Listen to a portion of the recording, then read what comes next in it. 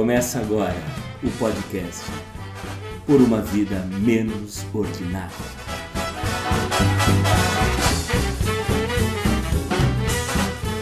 O número de infectados pelo coronavírus no mundo superou a marca de 10 milhões de pessoas e mais de 500 mil mortos. O inquérito no STF sobre as fake news já tem mais de 10 mil páginas e segue avançando rapidamente na direção de Carlos Bolsonaro, o Carluxo, e também o 02 do presidente. Decotelli, o novo ministro da Educação, foi desmentido pelo reitor da Universidade Nacional de Rosário, na Argentina, ao apresentar o título de doutor pela instituição. Começou tropeçando nas suas próprias afirmações. Fred Wassaf conseguiu, na semana, dar ao menos 4 versões diferentes da presença de Fabrício Queiroz em sua casa em Atibaia. Como disse o jornalista Gabeira, sobre as versões do ex-advogado de Flávio Bolsonaro, abro aspas, um ditado americano diz que se seu inimigo está dando tiros no pé, o melhor a fazer é não tirar a arma de sua mão. Fecho aspas.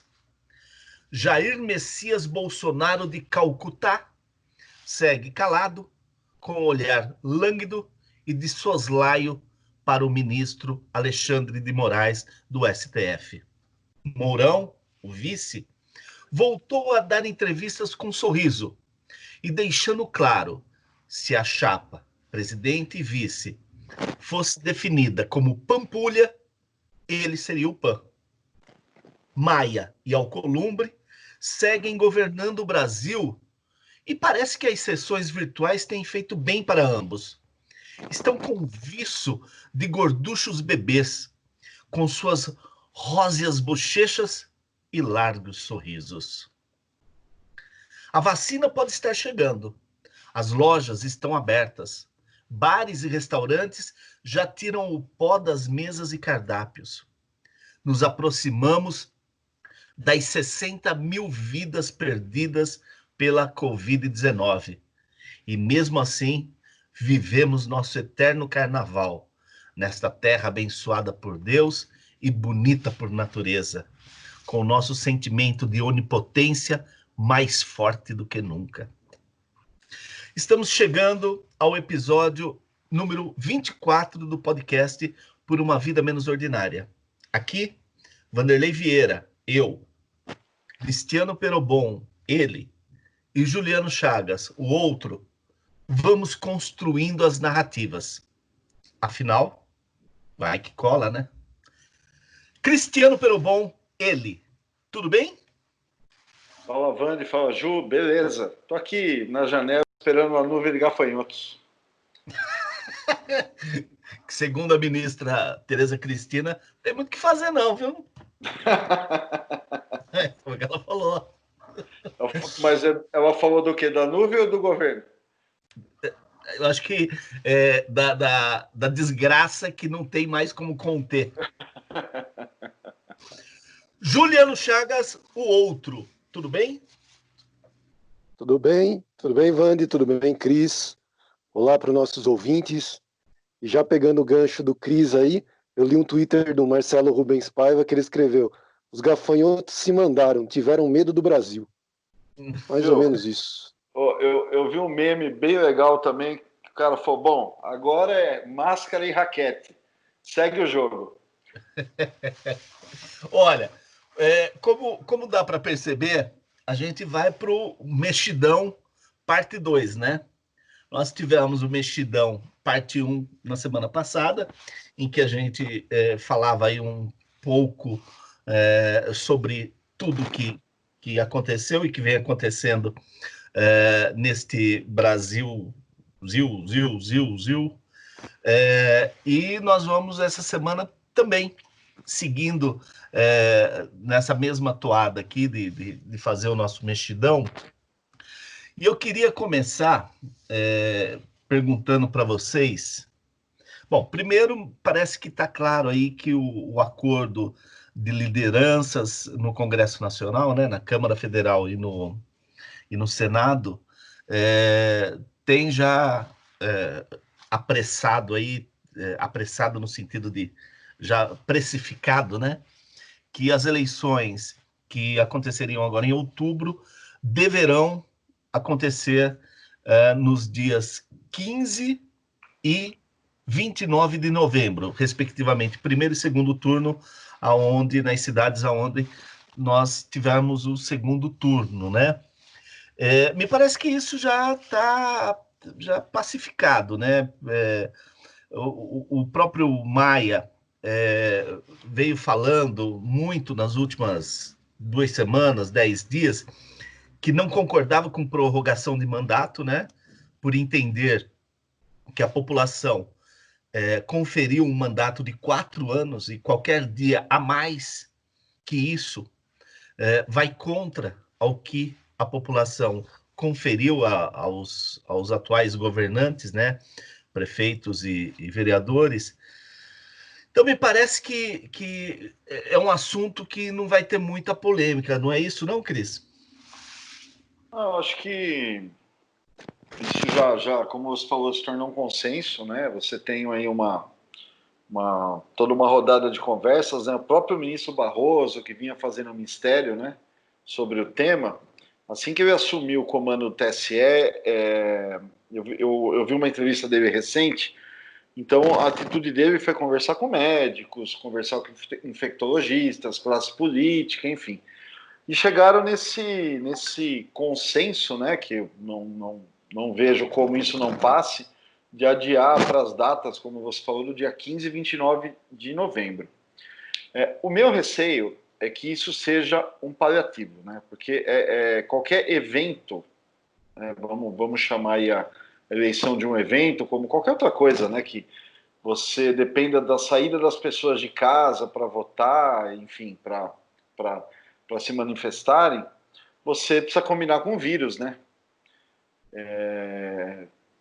E eu não vejo por que não ser pessimista em achar que a gente vai ter um segundo semestre mais ou menos do jeito que nós terminamos o primeiro semestre.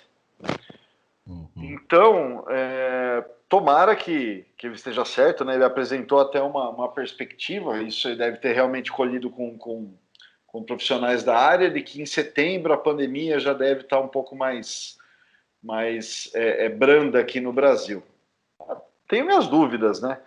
Em relação ao calendário eleitoral, né? Ele tem uma mudança de calendário. Parece que a fase aí de pré-campanha e campanha vão acabar sendo... vão ter uma mudança de tempo. Mas, para mim, de tudo isso, Wander e Ju, fica uma coisa que independe de data. Para mim, a questão é como vai ser essa campanha, né? Os candidatos vão furar essa quarentena? Quem vai ter a cara de pau de bater na casa dos outros para pedir voto? Como é que se entrega um papel? Esses candidatos a vereador, candidatos a prefeito, estão preparados ou já vem de anos preparando uma campanha mais digital? E tudo isso, né, pode até parecer uma perfumaria, porque, enfim, né, a gente acaba olhando para as eleições com certo saco cheio, né, por não ver demandas cumpridas, mas elas têm um impacto, né, na nossa democracia. A forma como a gente vai entender qual é a melhor opção para a nossa cidade. E, além disso, também uma grande curiosidade de entender como vai ser o impacto da epidemia, qual vai ser o julgamento da população sobre a forma que prefeitos que estão no cargo, que vão tentar uma reeleição ou vão indicar um sucessor, serão julgados por essas atitudes. Então, a questão da data eu acho uma boa medida, sim, mas eu não vejo nem como garantia que isso realmente se realize em novembro, e também não vejo como principal fator. Ô Ju, guardando raras e nobres exceções, vereador é mais sem graça do que água de salsicha, né? É aquela coisa assim que você acaba tendo por contingência, mas vai jogar fora. Você sabe que você vai jogar fora porque você tem muito pouca utilidade, né? Então, eu fico pensando, o Cris abordou esse aspecto da pandemia, né? Esse número excessivo, fora de controle de infectados e de mortos, né? Aqui no Brasil, coisa que não que a gente previsse, né? Mas a gente acompanhou ao longo de 10 semanas aqui no nosso programa essa evolução, e o Cris sempre usou um termo, né, que eu achava muito interessante, que estava se tratando com voo cego, né, essa pandemia aqui no Brasil. Bom, então eu acho que tem esse aspecto das pessoas não se interessarem mesmo pela eleição, e essa eleição já começa comprometida pelo desinteresse, mas me parece, eu quero só colocar um outro elemento para a sua consideração, que também esse inquérito das fake news deve mudar um pouco esse cenário nas eleições esse ano. Você não acha, não? Eu acho que sim, né, Wander? Mesmo porque até as eleições, até aí do dia 15 ou 29 de novembro, provavelmente esse inquérito das fake news também já deve ter avançado, né? Já deve ter tomado uma musculatura maior, né? Já deve ter tido mais desdobramentos, e a gente já deve ter um panorama melhor, né? Para saber quem foi indiciado, quem não foi, né? Como que vai estar o inquérito das fake news. Mas que acende um sinal, no mínimo, amarelo, né? Para as pessoas aí, para os candidatos prestarem atenção, com certeza, cara. Agora, em relação ao que o Cristo pontuou um pouquinho, né? Eu cheguei a ver um trechinho também, um trechinho muito curto também dessa entrevista do Barroso, e o que me chamou a atenção, primeiro, é a possibilidade de que eles estão colocando de fazer convenções partidárias virtuais, né? Vamos combinar que convenção partidária de qualquer jeito já é chata pra cacete. Você fazer convenção virtual deve ser mais chata ainda, né? Você que, assim, teoricamente seria um exercício de cidadania, né? Você ali buscar as pessoas que de alguma forma ou outra simpatizam com um partido ou com um candidato, né?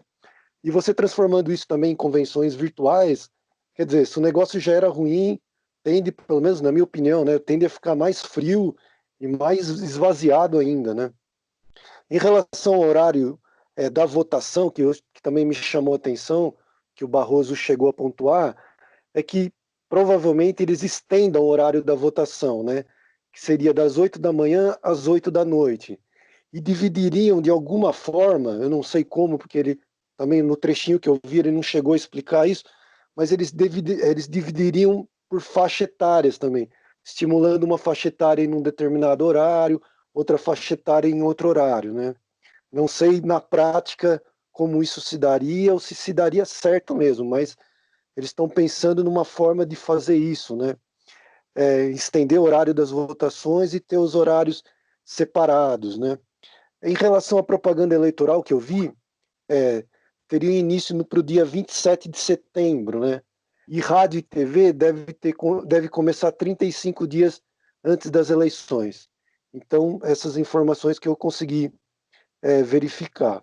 Agora, voltando para o cenário, né, como o Cris também já pontuou um pouco, se em novembro, né, a gente continuar nesse mesmo cenário que a gente tem hoje, mesmo que caia um pouco, né, mesmo que chegue lá no pico das infecções e comece a cair o número de infectados, o número de mortes, provavelmente o cenário que a gente vai ter é algo em torno de 100 mil mortos, né?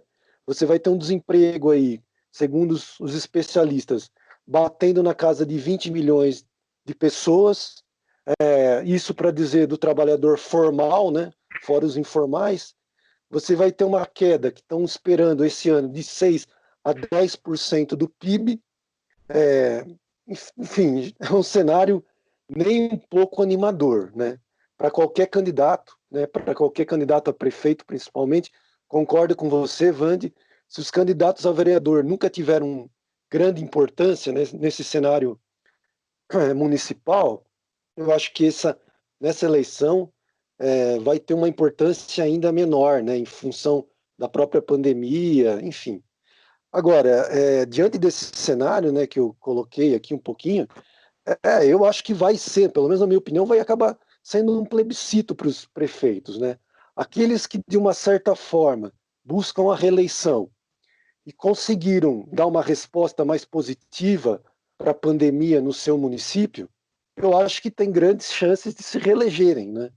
Agora, se você pegar um município que por um motivo ou outro acabou tendo um número grande de mortos, um número grande de infectados, além das dificuldades que a gente já sabe que existem em todos os municípios, né? Acho que, pelo menos que eu vejo que pode ser que o prefeito tenha uma grande dificuldade de se reeleger, né? Então eu acredito que será sim um plebiscito de qual prefeito consegue administrar essa pandemia melhor, né? E também eu acho que vai acabar sendo um longo prazo, né? Pensando já daqui a 2 anos, uma espécie também de um referendo para o governo federal, né? Para saber se esses municípios vão conseguir reeleger ou eleger uma base né, de políticos que, de alguma forma, ainda sustentem o discurso do governo federal, né? A gente sabe que o Bolsonaro tentou criar ali o partido dele a um toque de caixa, né, a Aliança pelo Brasil, não conseguiu, né, que era o desejo dele já de lançar candidatos para essas eleições municipais, ele não conseguiu, né? O PSL, que é o segundo partido com maior arrecadação de recursos, né, para as eleições municipais também, há um divórcio do PSL com o Bolsonaro, né? Então, assim, eu acho que tudo isso embaralha muito o jogo, que já é um jogo complicado, né? Como eu comecei falando, eu acho que se é um exercício de cidadania, o voto, ou pelo menos deveria ser um exercício de cidadania, de participação, eu acho que esse ano sai muito, muito prejudicado. Viu? Tem uma outra questão que o Barroso colocou, que é a possibilidade de você anistiar as pessoas que não forem votar alegando a questão do coronavírus. Então você cria aí de uma certa forma, apesar da pessoa ter que sair depois, ter que ir lá num cartório, né, um cartório eleitoral, e dar essa justificativa, mas você pode desmobilizar uma parte da população um pouco mais consciente, penso eu. E também teremos uma nova regra nessa eleição para a composição das câmaras, que você acaba com a coligação proporcional. Então, eu acho que vale a pena, né, acompanhar um pouco esse cenário todo, né, essa aprovação, entender um pouco esses prazos para começar a pensar em novos impactos, porque são muitas coisas. Muitas coisas. E se nós pegarmos com os números da eleição passada, em que grande parte dos prefeitos eleitos perderam para brancos, nulos e abstenções, num cenário completamente diferente que nós tínhamos 4 anos atrás, é de se imaginar com que percentual esse prefeito vai se eleger, não em relação aos votos válidos, mas em relação ao colégio eleitoral, né? Essa abstenção e esse sentimento todo aí gerado por esse problema que nós estamos vivendo, pode eleger prefeitos sem uma legitimação, né? Não pela lei, mas de fato, né? Não de direito, mas de fato, por você ter um número baixo de pessoas que vão às urnas, pessoas que estejam dispostas a votar, né? Então, eu também acho que vai ser uma eleição bem interessante de se acompanhar, no sentido de perceber as reações populares, né? Qual é o sentimento da população com relação aos governantes. Acho que vai ser algo bem interessante. E volto a dizer, que o inquérito das fake news deverá limitar ainda mais o pouco que é liberado em termos de campanha, né? Nas últimas campanhas que nós vimos. Então, acho que a observância com relação às redes sociais será muito maior, né? E não só no sentido do Tribunal Eleitoral estar fiscalizando isso, mas com uma legislação posta que permita, entre os concorrentes, fazer denúncias que barrem com maior agilidade eventuais campanhas ou difamatórias, ou de fake news, ou de qualquer ordem, que não daquela legalidade permitida, né? Então, acho que vai ser bem interessante. Você falou do Aliança, né? O Juliano que falou? Foi. Sim. Bom, o Aliança talvez o projeto naufragado com maior honras, né? Do governo Bolsonaro, porque, afinal de contas, me parece que ele tem alguma coisa em torno de 20 mil, 30 mil assinaturas válidas, né? Algo que está muito, muito, muito, muito longe das assinaturas necessárias para a fundação de um partido, não é isso, Cris? Opa, nesse momento, esse partido não existe. Foi feito um auê, mas como tudo que acontece no governo Bolsonaro, né, boa parte ou é fumaça ou é robô. E na hora de conseguir assinaturas de gente viva, de verdade e tal, parece que não deu muito certo. Né? Bom, mas por falar em gente de verdade e verdade de gente, nós habemos o novo ministro da Educação, Carlos Alberto Decotelli, né? Que olha, eu vou chamar, vou ser um cara legal com ele, viu? Não vou sapatear em cima do problema aí do título de doutor pela Universidade de Rosário, mas essa polêmica aí acabou escondendo, ou pelo menos deixando em segundo plano, não escondendo, mas deixando em segundo plano, o fato que é mais um militar, né? Com posto no ministério, né? Porque, afinal de contas, esse homem é oriundo da Marinha, né? Então, toda essa polêmica aí com relação ao doutorado dele, e acho que o pós-doc dele também vai ser objeto aí de uma pesquisa um pouco mais detalhada, né? Porque, afinal de contas, ele foi para o pós-doc sem ter o doutorado, né, efetivamente, porque ele cumpriu todos os créditos, tudo mais, mas ele disse que não apresentou a tese. Já o reitor disse que a tese dele foi rejeitada, né, não foi aprovada, foi reprovada, e por isso não lhe foi conferido o título de doutor. Mas, olha, convenhamos, é um mau começo, não, Juliano? Com certeza, né? Primeiro que ele foi anunciado pelo presidente como um acadêmico, né? Apresentado um currículo de acadêmico, né? De uma pessoa que estava ali, ou pelo menos que era pretensão do presidente colocá-lo como um acadêmico. E logo de cara já chutou o balde, né?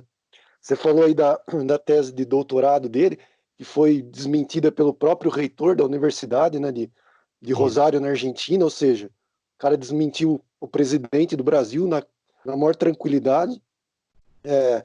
Eu acredito que essa questão agora, além do doutorado, também surgiu esse final de semana a denúncia de um plágio na própria dissertação de mestrado dele, né?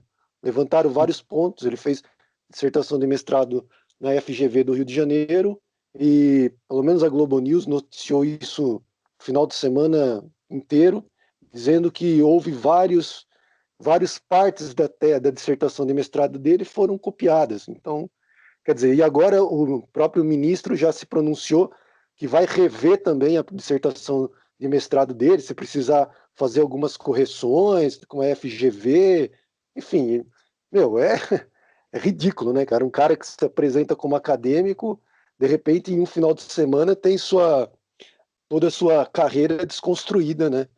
É ridículo, né? É, Agora, meu, oi.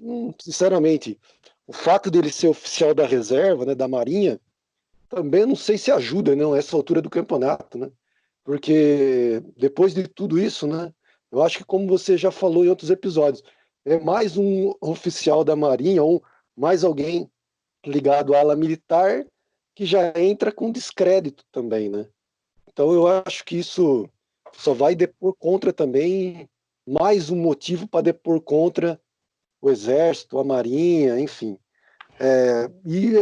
Acho que é importante a gente lembrar, meu, que durante a gestão do ex-ministro, né, que ficou aí um pouco mais de um ano, né, se eu não me engano, 14 meses. hã? 14 meses. 14 meses. Então, já foram 14 meses perdidos, né, como a gente já citou no último episódio, né. Então, assim, um cara que deveria vir logo com políticas públicas, né, o novo ministro já apresentar pelo menos rapidamente políticas públicas, né, o Carlos Alberto Decotelli, né, para solucionar os problemas, como a gente já também pontuou no último episódio, né? Você tem ali temas importantes como o Fundeb, né, o Enem, mesmo essa o déficit de inclusão digital no Brasil, né? Os estudantes estão aí no meio dessa pandemia, não conseguem nem acessar uma internet, e o governo até agora não esboçou nenhum projeto para tentar, de alguma forma, ajudar esses estudantes, né? Quer dizer, foram 14 meses totalmente perdidos. E logo de cara, o cara já chuta o balde, né? Então, assim, meu, acho que não poderia ter começado pior, sinceramente. Ô, Cris, você sabe que dos 7 pecados capitais, o que o diabo mais gosta é a vaidade, né? É aquela que reduz o ser humano à sua pior essência, né? E parece que existe na academia, né? Existe no mundo acadêmico uma disputa aí de vaidades e de veleidades muito forte, né? Só que enquanto ela está ali dentro dos muros da academia, tudo bem, né? Tudo bem numas, né? Mas isso é menos explorado. Só que no momento que o cara vai para a vida pública, né, e ainda mais para um cargo de relevância como esse do Ministério da Educação, todos os pecadilhos, todas essas coisas que são permitidas ou proporcionadas pela vaidade, vêm à tona, não é? Opa, opa. Cara, hoje para você aceitar, primeiro é o seguinte, né? Independente se você vai tornar isso público, vai estar no cargo público ou não, você, né, precisa pensar como você se anuncia, mesmo num círculo mais restrito, né? Se você não tem o título, não tem o título, não tem problema. Eu acho que ele trouxe um problema para ele desnecessário nesse momento. Estão chamando de doutor honoris quasi, né? E é bem desagradável, né? Então, assim, ele já entra numa agenda negativa, embora, num primeiro momento, é um alívio, né? Se você comparar com o anterior, ele não precisava de todos esses títulos aí para ter uma comparação, ser um pouco melhor aceito pelo mercado, por boa parte da imprensa. Então, é como você falou, é um pecado desnecessário. Mas, para além disso, né, eu acho que o Ju já dissecou bem aí a cagada do ministro, mas ele tem desafios enormes, né? O primeiro, para a gente observar, porque antes dele chegar nas pautas do Enem, ele vai ter que eliminar o lavismo, o negacionismo, o conspiracionismo dentro do ministério. Então, às vezes a gente tem uma imagem ali de um sujeito ali, de um gestor, enfim, ele tem uma carreira.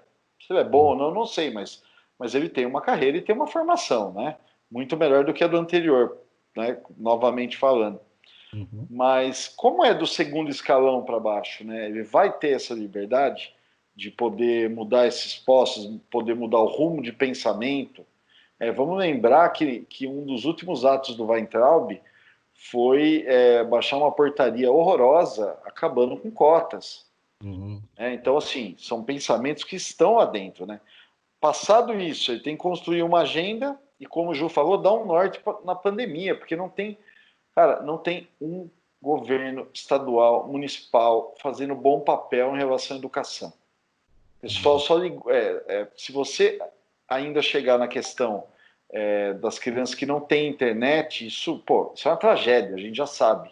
E as que têm não estão conseguindo aprender nada. Não é só ligar um botão, muda a experiência, muda uma série de coisas. Né? Então tem toda essa questão. E eu vi muito ele falando de uma questão de diálogo, né?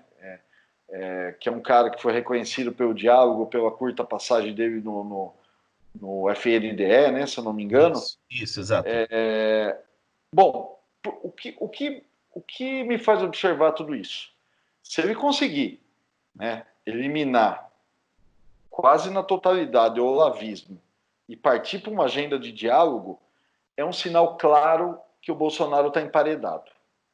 Porque o Ministério da Educação, junto com a Secretaria da Cultura, eram ali o bastião, né, do olavismo, o bastião das pautas multiolocas ali e tal. Então, se ele conseguir ter essa autonomia, eu acho que essa é a principal questão para a gente ver daqui para frente. É um sinal de emparedamento. O fato dele ser militar, ok, né, a gente já tá por aqui, né? Porque a gente está olhando o Ministério aí da Saúde, o caos na saúde, essa quantidade de militares ali, tal. Mas o fato para mim de ser um militar que foi nomeado para o Ministério da Educação já me dá um primeiro sinal desse emparedamento. Então, acho que agora a gente pode observar as notinhas aí de como vai se dar a autonomia do ministro para a montagem do seu gabinete nesse primeiro momento. Eu só vou fazer um complemento aí à informação que você deu sobre aquela portaria do Weintraub, a última dele. Na verdade, ali é para cotas, mas para pós-graduação e mestrado, né? Exato. Não é para a graduação, né? Mas era um ato ideológico, né? Simplesmente claro. para sair dando o último chutinho no balde, né? Sim, claro. Bom, mas eu queria ficar nessa ideia da vaidade ainda, e falar um pouquinho mais do nosso amigo não, por favor, né? Desta personagem chamada Frederic Wassaf. O Fred Wassaf, ou Wassaf, como tem o Wassaf, ele também caiu nessa pegadinha do diabo, né? Porque o cara vinha numa escalada vaidosa da proximidade dele com a família imperial ali, né? Com a família real dos Bolsonaros, muito grande, né?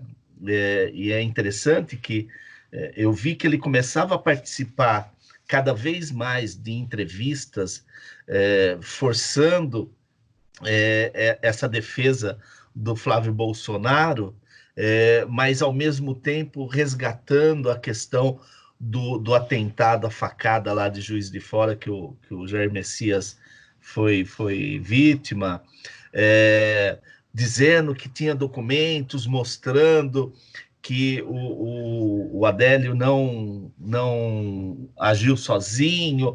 Quer dizer, quando todos os inquéritos, todas as investigações, até agora feitas pela Polícia Federal, pelo Ministério Público, por demais autoridades, já arquivaram esse processo, dizendo que o cara agiu sozinho. Mas o Wassaf vinha trazendo isso de volta à tona como uma forma de ampliar o seu discurso, ampliar essa ideia de proximidade entre ele e Bolsonaro pai, Bolsonaro filho, Bolsonaro família, né? E agora ele está mais enrolado do que jararaca no meio do mato, né? Porque o sujeito não tem mais versão para dar, né? Tanto que ele, em uma delas, ele resgatou as forças ocultas lá de Jânio Quadros da década de 60, de 1960, quando o Jânio justificou as forças ocultas para poder, para sua renúncia, né? E aí ele vai criando uma narrativa, uma mais maluca do que a outra, e o que a Polícia Federal e o Ministério Público, o que o Ministério Público e a Polícia Civil vem demonstrando é que esses caras estavam se encontrando ali na região de Atibaia desde 2018, não é nem mais 19, né? Agora tem a coisa do hotel que entraram juntos, enfim. Mas esse cara está se enrolando cada vez mais e cada fala dele vai criando mais constrangimento para a família Bolsonaro, né? Porque cada vez mais fica difícil a ideia, porque as histórias dele são ideias, são histórias tão cheia de furos que fica impossível se acreditar que Flávio Bolsonaro e Jair Bolsonaro não soubessem disso tudo que ele está fazendo, né? E agora, com uma dose maior aí, mais uma dose de dramaticidade, que é essa possibilidade cada dia mais real aí de uma delação premiada, de uma participação do Fabrício Queiroz aí nessas investigações, num outro lugar, né? No lugar de quem sabe das coisas e vai falar isso em defesa da família, em defesa dos filhos, em defesa aí da mulher dele que continua foragida, né? Como que você viu isso tudo essa semana, Cris?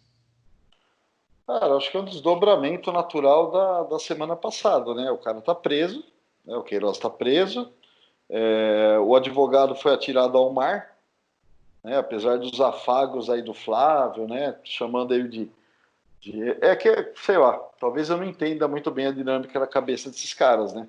O advogado era super competente, super leal, mas não serve, então, sei lá, né?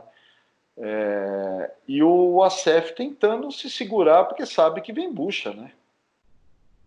Se enrolou demais com essa quantidade de entrevistas, essas explicações desencontradas e em alguns momentos passando humilhações, né? Acho que a tendência é os bolsonaros aí tentar cuidar dele como cuidaram do Queiroz, né? De uma forma discreta, mas um cara que vai sendo abandonado e gente abandonada vira um problema, né? Com relação ao Queiroz, tem toda essa questão com a Márcia, sua atual esposa, que está tentando um habeas corpus, eu não sei se já foi negado, desculpa, isso eu realmente não vi, né? ou se sequer foi julgado o pedido, né? Para mim, estavam claramente esperando esse julgamento aí do STJ sobre o foro privilegiado, onde havia a possibilidade, inclusive, do processo do Flávio, aliás, das determinações do juiz de primeira instância caírem, né? Esse era o pedido, não só a subida do processo por uma instância maior aí de foro privilegiado. Então, eu imagino a cabeça do Queiroz lá com a questão da esposa, e a esposa parece uma bomba prestes a explodir, e a própria filha, né? A filha é enroladíssima com essa questão toda aí de dinheiro aí de gabinete, enfim, como funcionária fantasma e tal. Agora, o que eu estranhei um pouco, ou eu não fui cuidadoso, né, no olhar, é que eu achei essa coisa de uma possível delação muito pouco noticiada, né? Eu vi um certo ênfase na CNN, não vi nos demais veículos, né? Vocês me atualizem, por favor. E para mim é uma notícia poxa, se esse cara abre a boca daquilo que a gente imagina que ele sabe, no mínimo, o Flávio perde o mandato.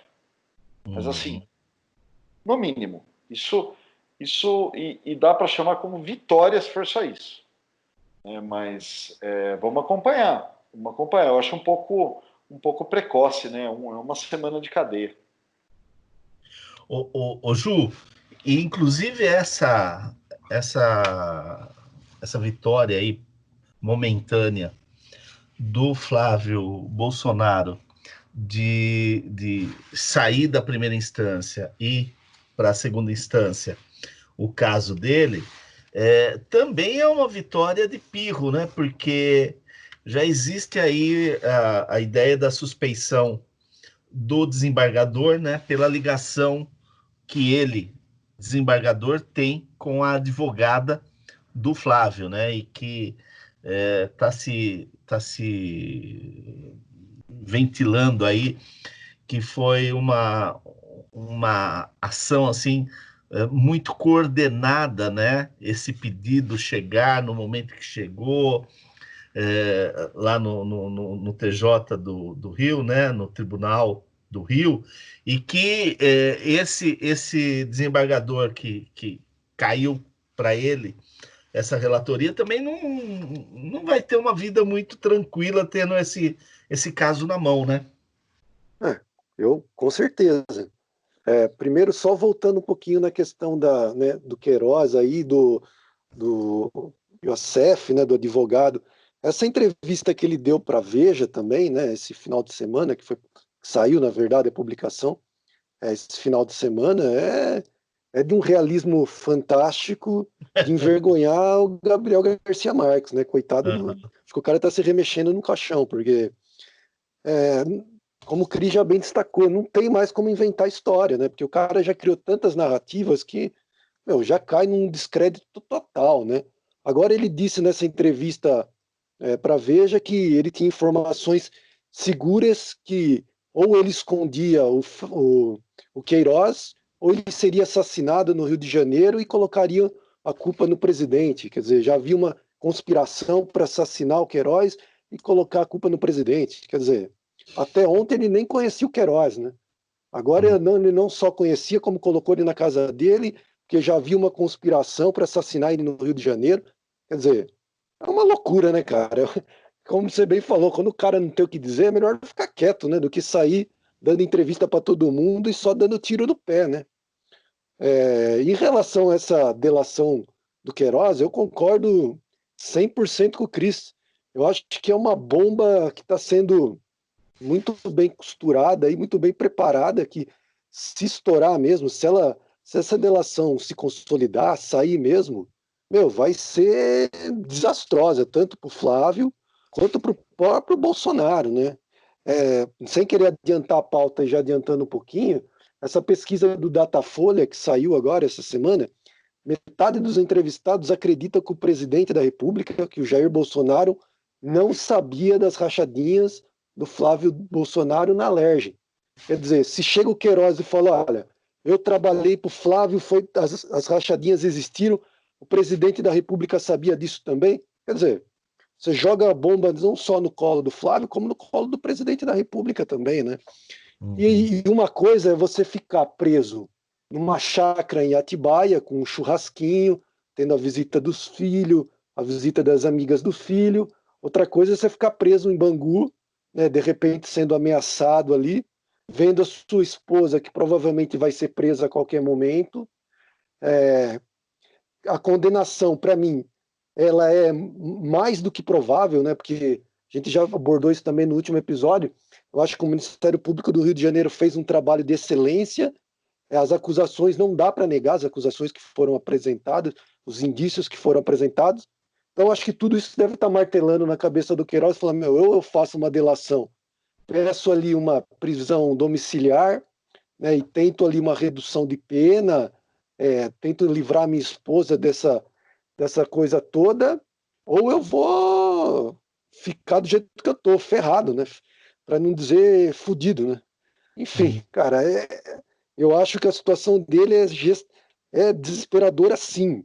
E ele conhecendo a família Bolsonaro, né, é bom a gente lembrar que ele foi nomeado no gabinete do Flávio em 2007.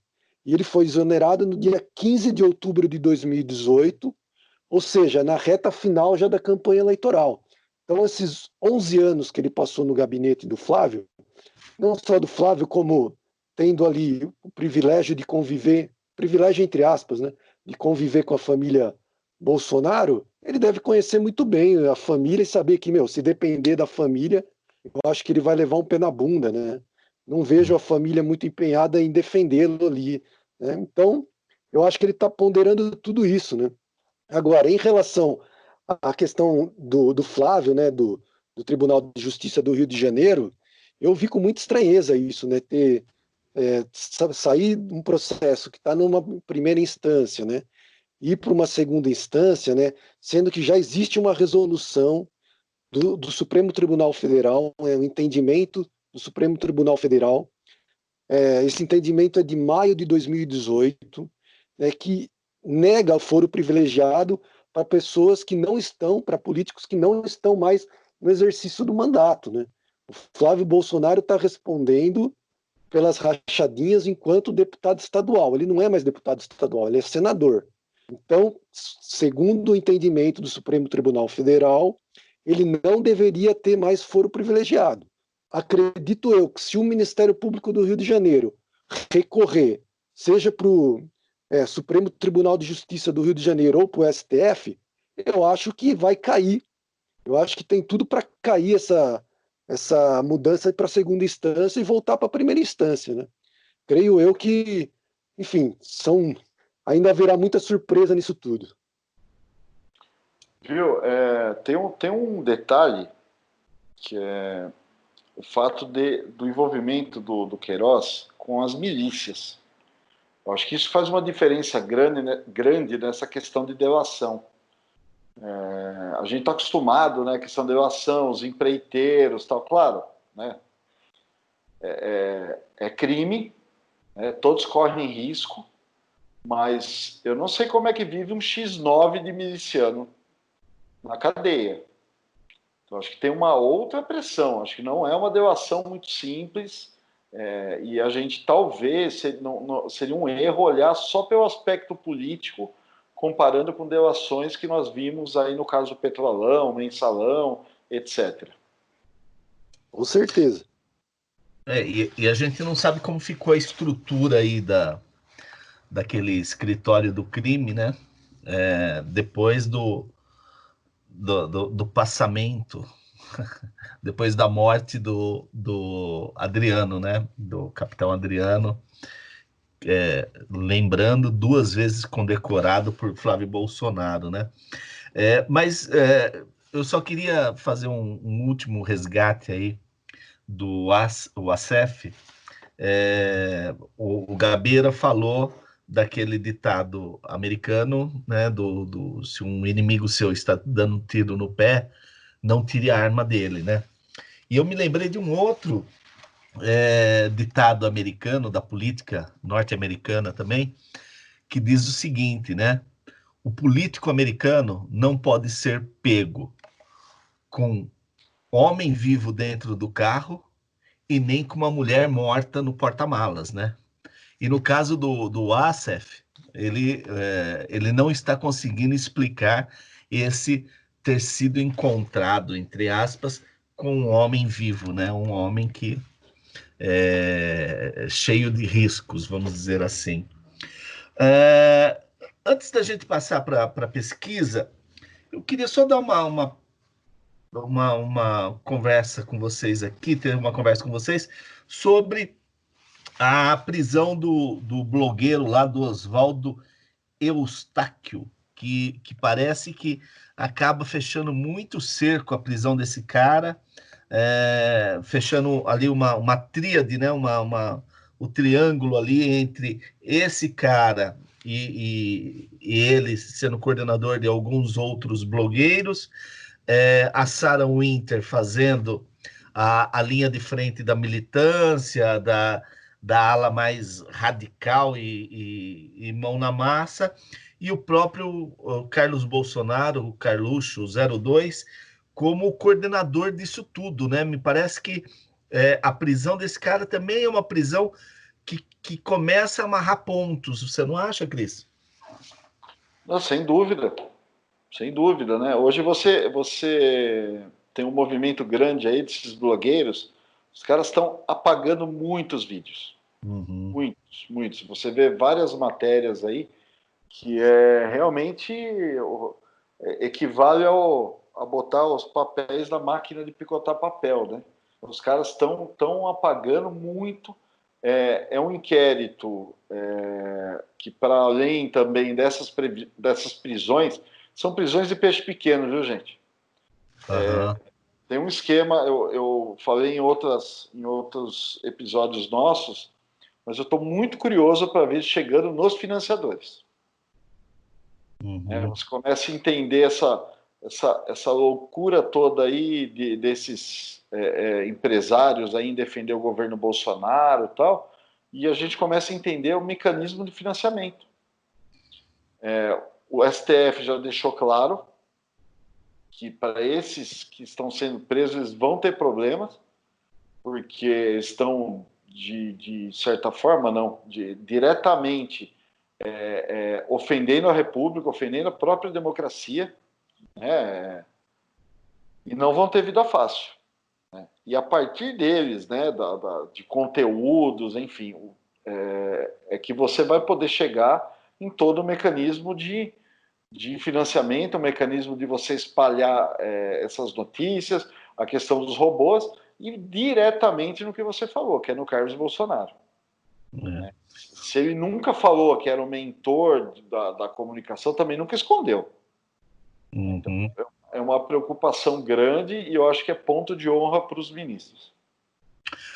Ô, Juliano, você que é um jornalista, então um homem que acostumado a entender e fazer interpretação de textos, eu gostaria que você me explicasse esse Twitter aqui do Oswaldo Eustáquio, que não podemos esquecer, ele é o criador do Pavão Misterioso, né?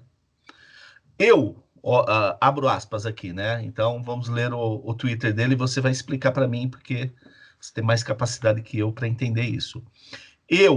Oswaldo Eustáquio, portanto, prisioneiro no Senhor, suplico-vos que andeis de modo digno. Se cumpriu a mandado de prisão e de busca e apreensão a pedido de Alexandre de Moraes do STF, me torno hoje um jornalista preso político. Minha voz não será calada. A cadeia se romperá. Você pode me explicar um pouco o que quer dizer, o que essas palavras querem dizer? Wander, eu acho que nem o Decotelli ali consegue explicar isso. O Decotelli, seu doutorado e pós-doutorado? Nem com o doutorado e pós-doutorado dele vai conseguir explicar isso aí, bicho. Bom, se o sujeito criou o Pavão Misterioso, ele não é um homem de palavras claras, né? Não pode ser, né? Então, quer dizer, deve ter muito conteúdo aí. Deve ter algo muito sério aqui. Eu não sei direito o que, mas, assim, a exemplo do Pavão Misterioso, que foi uma outra criação dele, deve ter alguma coisa muito boa aí. Ô Ju, vamos aproveitar que você tá dominando a palavra aí. Fala para nós um pouco aí da pesquisa do Datafolha publicado ontem.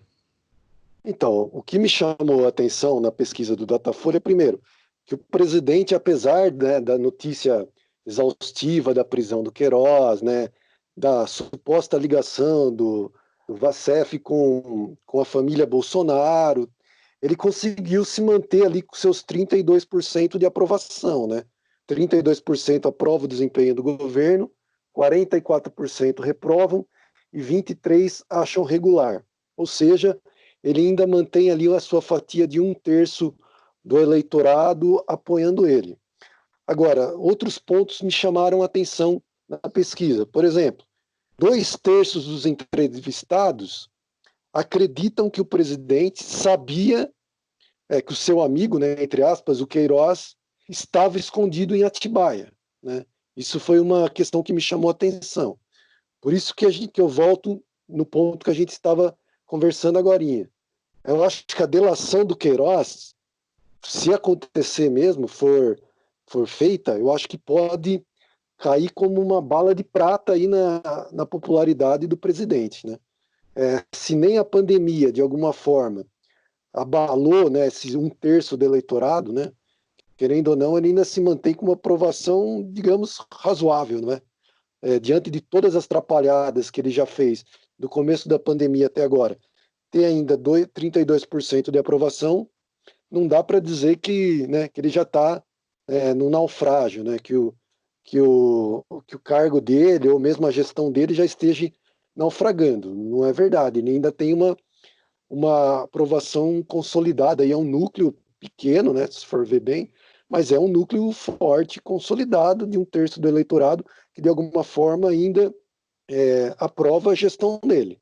Por isso que eu volto a destacar, eu acho que a questão do Queiroz vai ser fundamental, essa delação do Queiroz vai ser fundamental também para a aprovação do presidente, né? A maioria, outro ponto que me chamou a atenção também na pesquisa, né? A maioria considera o presidente pouco inteligente e autoritário. 46% nunca confiam no que ele diz. Então, assim, há uma sensação também de que o presidente não diz a verdade, né? Eu acho que isso também é um dado importante que deve ser levado em consideração, né? Se já há uma dúvida em relação a ele dizer ou não a verdade, se já está bem claro para o eleitorado que ele é muito próximo do Queiroz e, de alguma forma, estava protegendo o Queiroz, já que o advogado, o Vassef, que é o advogado da família, estava ali protegendo ele, né?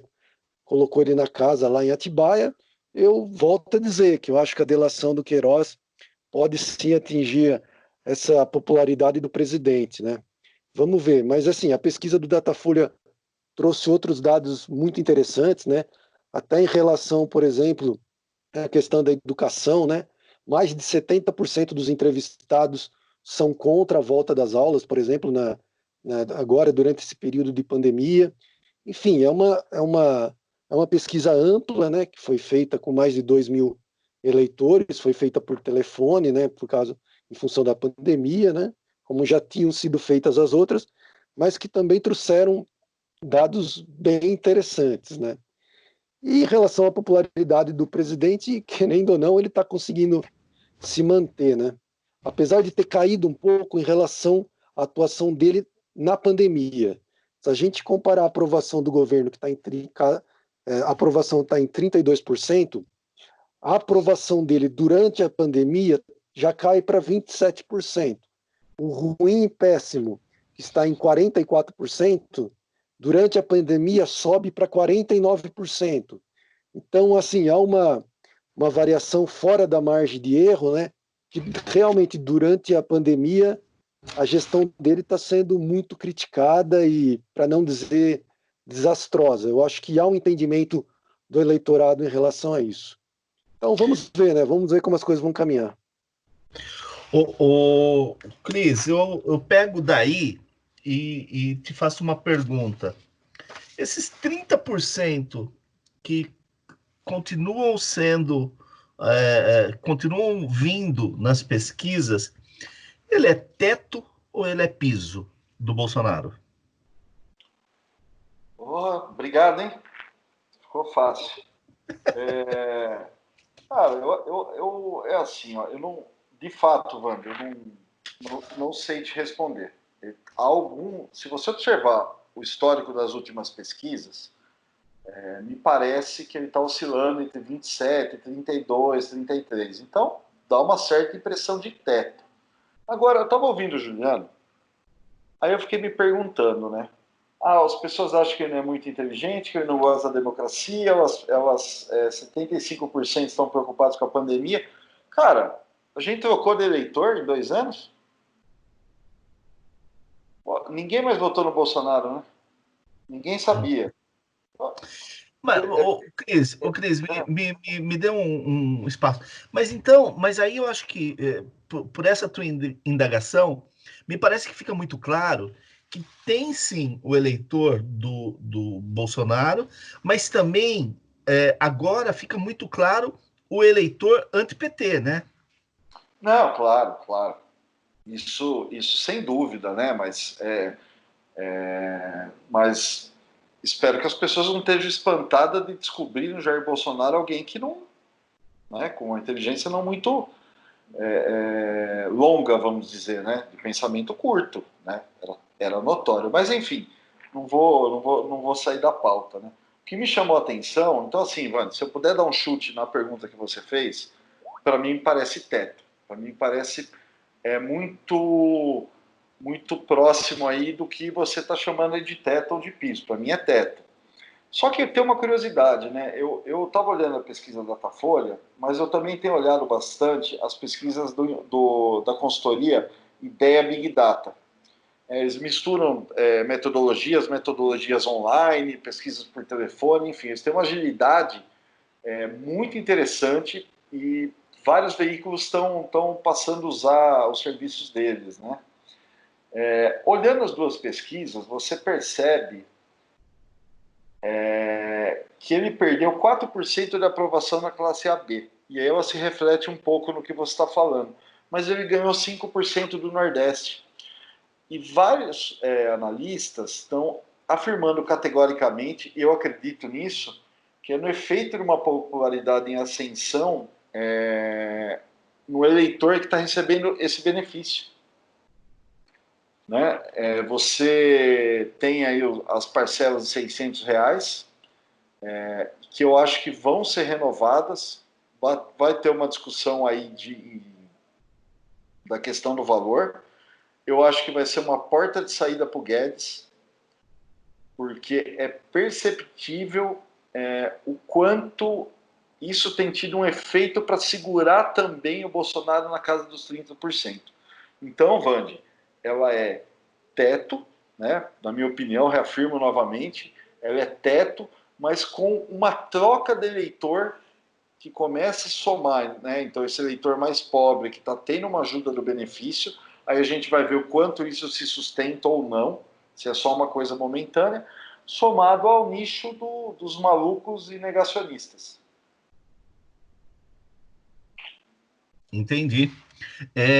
Eu acho importante essa observação que você fez com relação ao Nordeste, e talvez isso se expanda além do Nordeste, e pegando essa camada mais vulnerável, mais pobre do Brasil, porque é importante lembrar que o Bolsa Família ele fica na ordem de R$160, né? Por pessoa, né? Em 158, acho, né? Então, nós estamos falando de 4 vezes esse valor, isso por mês, sendo que já saíram 3 parcelas e pode ser, o governo quer 1.200 dividido em 3 vezes. O Rodrigo Maia quer que se mantenha o mesmo valor em mais 2 parcelas, fazendo os 1.200 também. Então, de qualquer forma, é um alento para essas pessoas, só que aí eu acho que a gente só precisa ponderar o seguinte, né? Como a gente bem sabe, a pesquisa é uma fotografia do momento, né? Exato. Então, essas pessoas estão recebendo esse emergencial agora.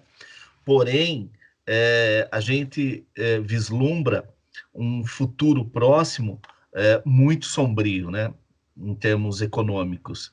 A gente imagina aí pelo menos uma queda de 6% do PIB, um crescimento vertiginoso do desemprego, do índice de desemprego no país, e a economia muito retraída, né?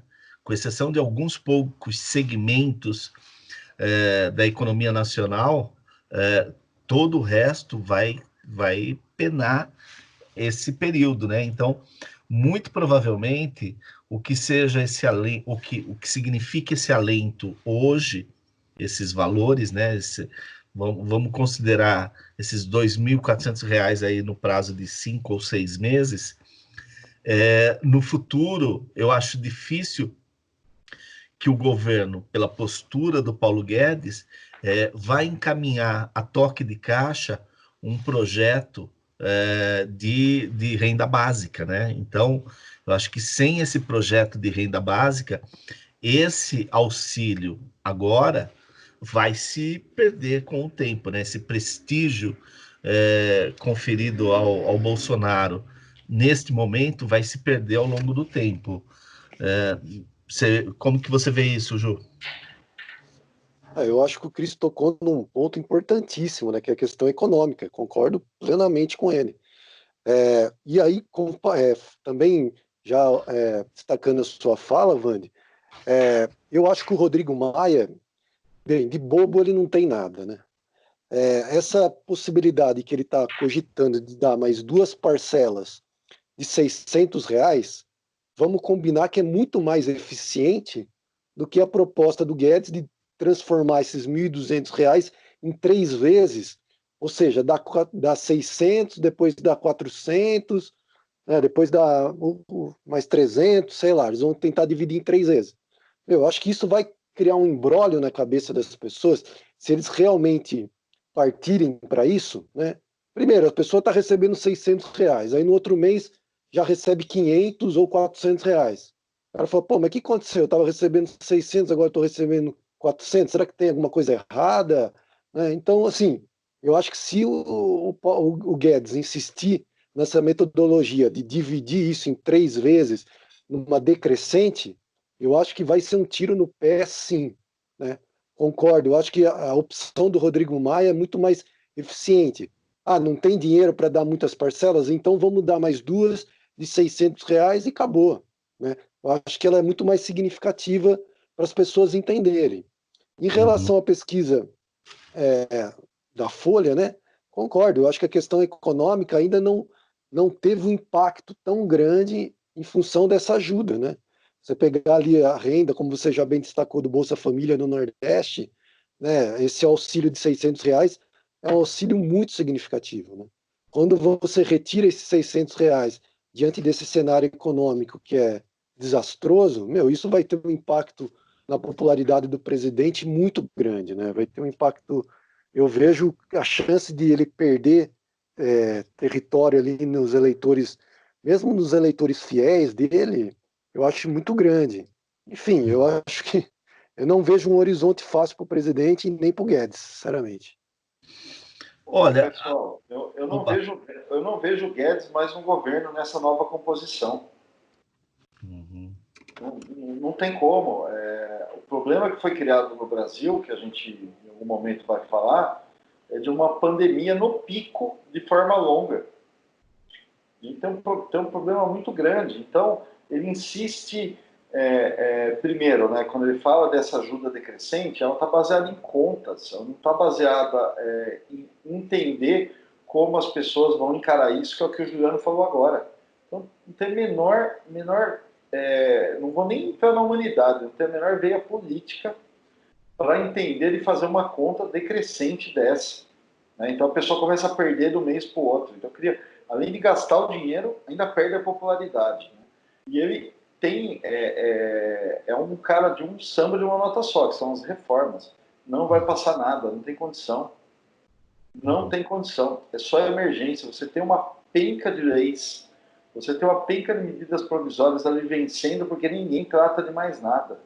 Então, eu não vejo, eu acho que talvez, ficando claro para todo mundo que se aprovar uma renda básica, ou seja lá o nome, ou se aprovar de 2 parcelas para cima de R$ 600, perceberem que é a saída do Guedes, não tenha dúvida que o pessoal vai pisar no acelerador para que saia. Né? O Centrão que tomou conta, ou a própria ala militar, os caras querem mais gastar dinheiro, gente. Vão abraçar o populismo com amor e carinho. De forma cívica. Oh, Você falou aí do Guedes,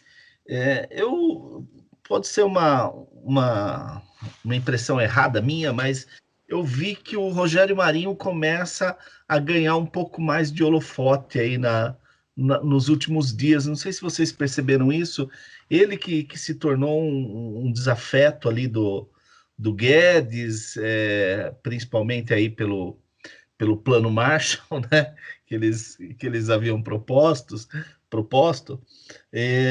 me parece que o Rogério Marinho começa a ganhar um pouco mais de visibilidade agora, e quando se fala de intrigas palacianas, é sempre bom começar a olhar com um pouco mais de acuidade para esse tipo de movimentação.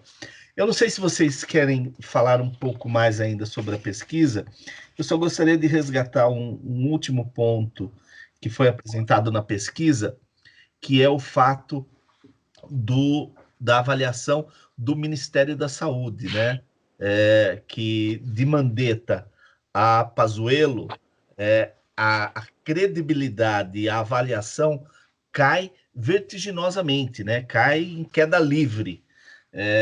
E isso é apontado na pesquisa, e que me parece que quando a gente começa a cruzar informações da pesquisa, você começa a criar cenários também, né? Então, por mais que a gente falou agora, acabamos de falar sobre essa questão do auxílio aí dos R$ 600 e de uma futura ampliação para mais R$ 1.200, a população ou os ouvidos deixam claro que não aprovam a condução da pandemia, né, de como tratar essa questão da pandemia, que está sendo adotada pelo Ministério da Saúde, ou seja, responsabiliza diretamente o Pazuello, porque há uma personificação em uma das perguntas, né? Porque fala de Mandetta, fala de Taixe, fala do Pazuello, né?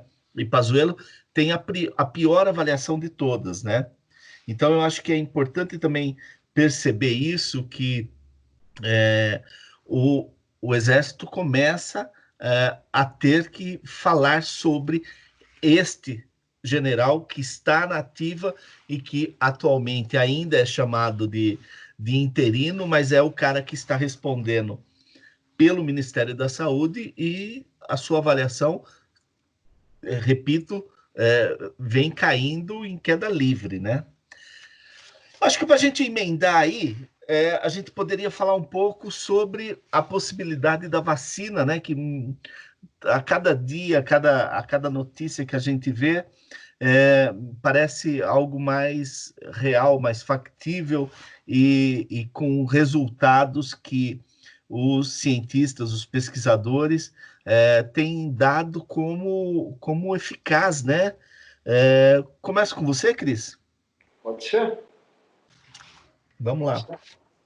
Não, a gente teve a notícia, uma boa notícia, né, que é a possibilidade desse acordo do governo brasileiro, né, através do Ministério da Saúde, com Oxford, né, que está desenvolvendo a vacina junto com a empresa AstraZeneca, e que é a vacina que está no estágio mais avançado, já está no terceiro estágio, né. Então, nós temos também a iniciativa do governo do estado de São Paulo,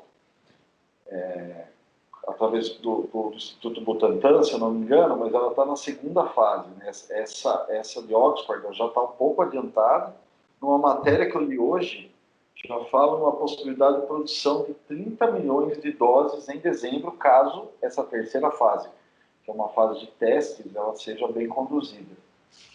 Então, primeiro, que isso realmente dê certo, a gente torce muito, porque da forma que nossos governantes, né, e aí todos agora, né, a gente, um tempo atrás, estava falando um pouco até do governo do estado de São Paulo, outros governos estavam fazendo um bom papel, mas, na minha opinião, ninguém está fazendo um bom papel nesse momento da pandemia.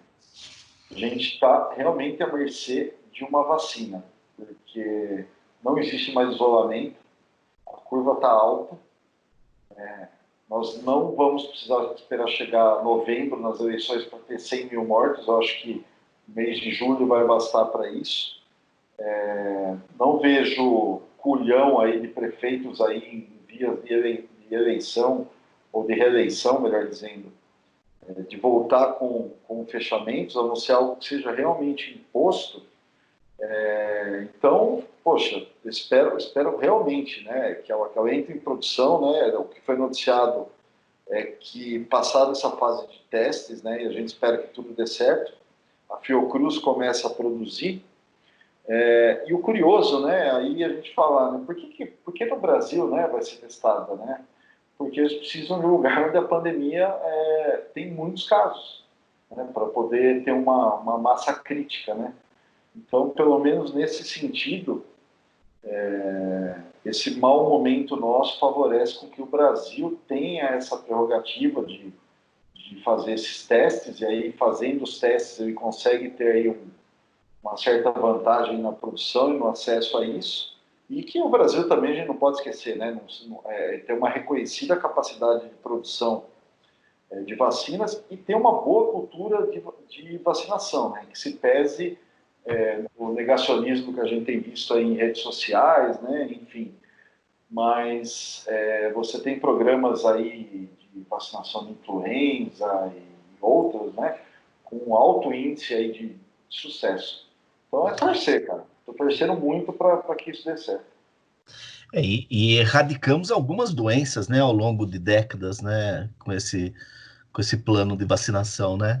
Ju, você tem mais informação com relação a essa possibilidade da testagem e da vacina e da sua efetiva aplicação já a partir de dezembro?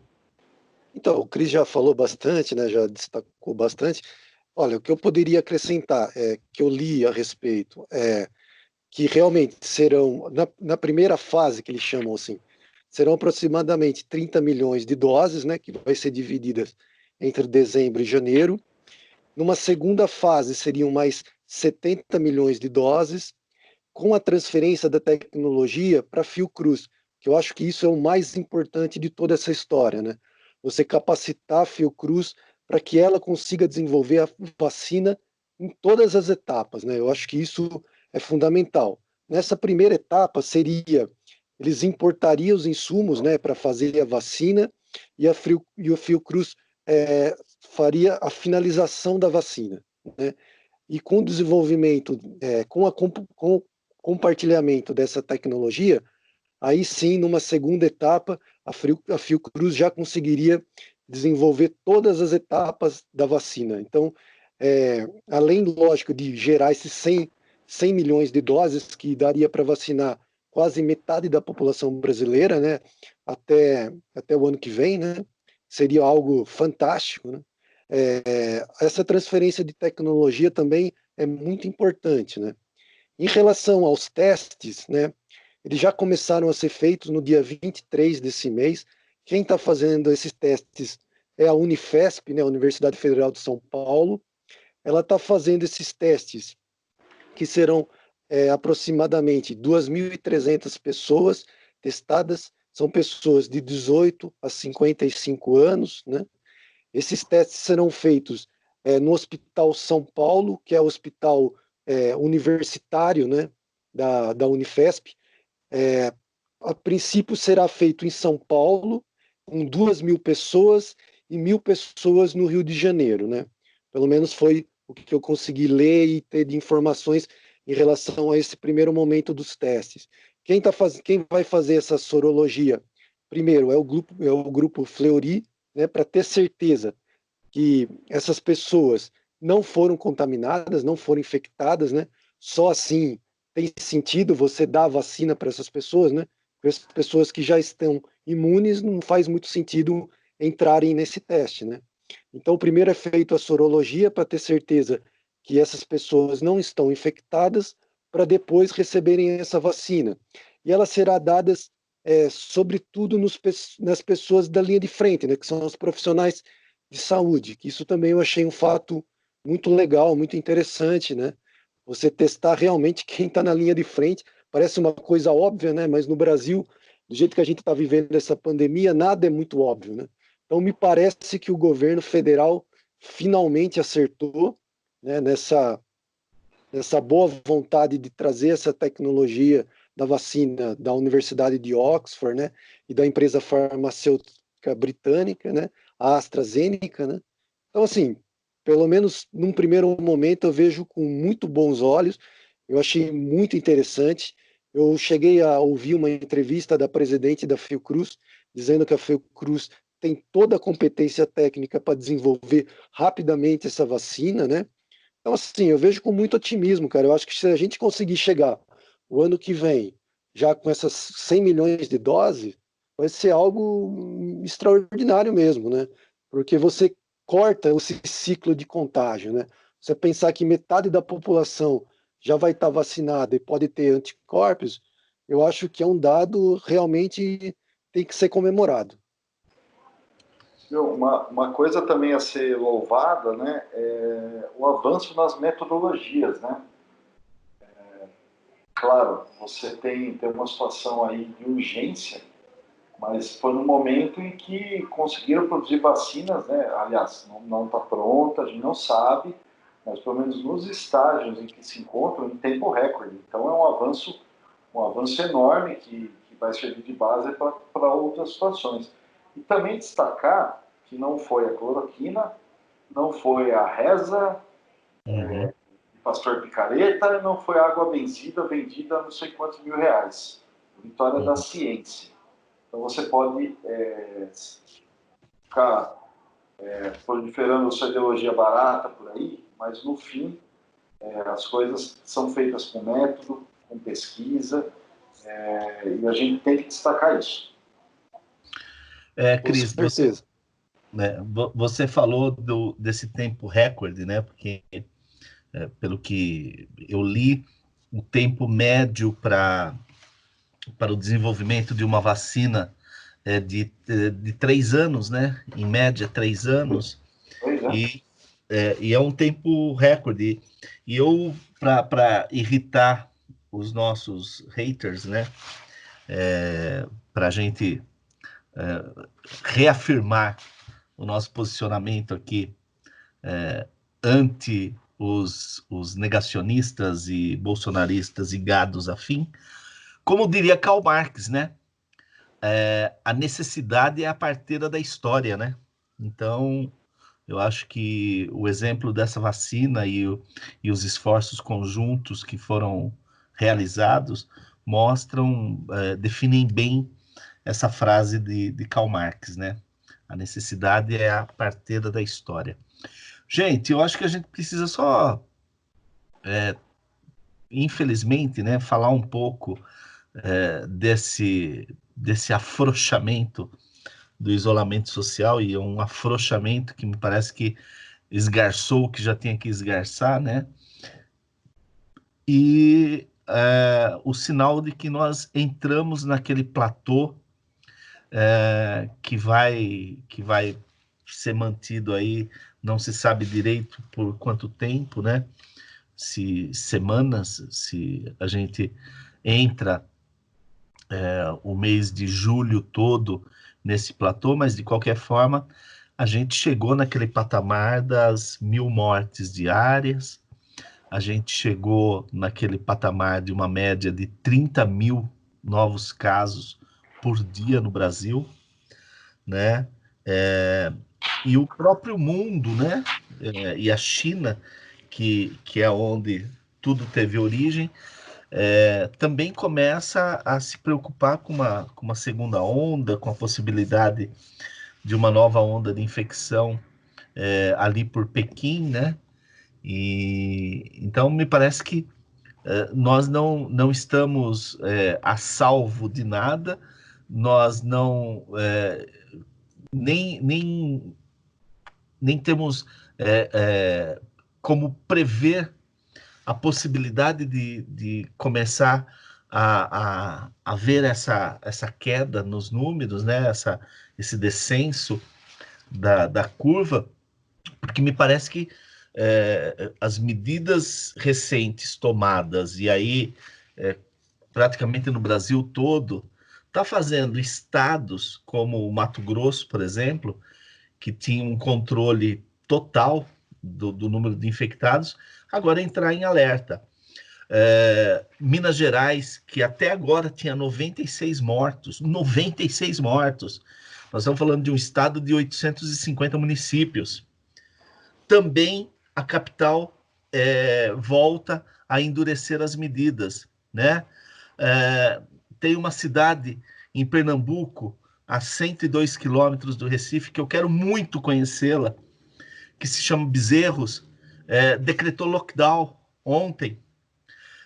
Então, me parece que a gente não vive nenhuma perspectiva de melhora, de tranquilidade, por mais que a gente ouça que Manaus fechou o hospital de campanha, o hospital de campanha do Pacaembu vai ser fechado, acho que foi fechado hoje, ou vai ser fechado na segunda-feira, né? Alguma coisa assim. Mas, de qualquer forma, os números que nós temos não nos dão qualquer tranquilidade. Não é isso, Cris? Não, eu comentei agora há pouco.